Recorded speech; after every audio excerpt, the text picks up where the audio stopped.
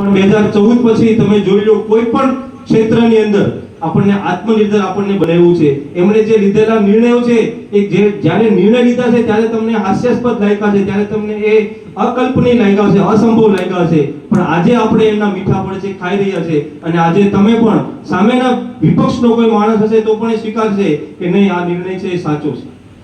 પછી એ નોટબંધીનો નિર્ણય હોય, જનધનનો નિર્ણય હોય, 370 નો નિર્ણય હોય, કે પછી આપણે 500 વર્ષથી આપણે જેની રાહ જોતા હતા એવા રામ મંદિરનો નિર્ણય હોય, જે નિર્ણયો અશક્ય લાગતા હતા. અને આજ સુધી આપણી પોલિટિકલ પાર્ટીઓએ, રાજકીય પાર્ટીઓ જે વસ્તુને એક દિવાસ્વપ્ન જેવી બનાવીને રાખી હતી કે આ દેશની અંદર આ શક્ય જ નથી, 370 હટાવવી શક્ય નથી, રામ મંદિર બનાવવું શક્ય નથી, એ તમારા ભરોસાથી મૂકેલો માણસ, તમારા મતથી ત્યાં ગયેલો માણસ એ 10 વર્ષની અંદર એ કરીને બતાવ્યું કે આજ સુધી કોઈ કરવાની તાકાત નથી. તમને બધાને પૂછવામાં આવે કે નરેન્દ્રભાઈ મોદી તમારા ગામના સરપંચ હોય તો તમે સ્વીકારો કે ન સ્વીકારો? તમને પૂછવામાં આવે કે નરેન્દ્રભાઈ મોદી તમારા ધારાસભ્ય હોય તો સ્વીકારો કે ન સ્વીકારો?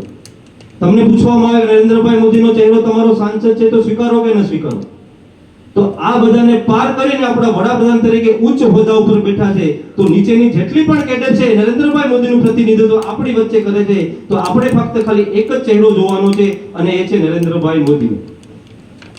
કારણ કે નરેન્દ્રભાઈ મોદી ઉપર કોઈ શંકા નથી કરતો, એના વિપક્ષની પાર્ટીઓ છે પણ શંકા નથી કરતો.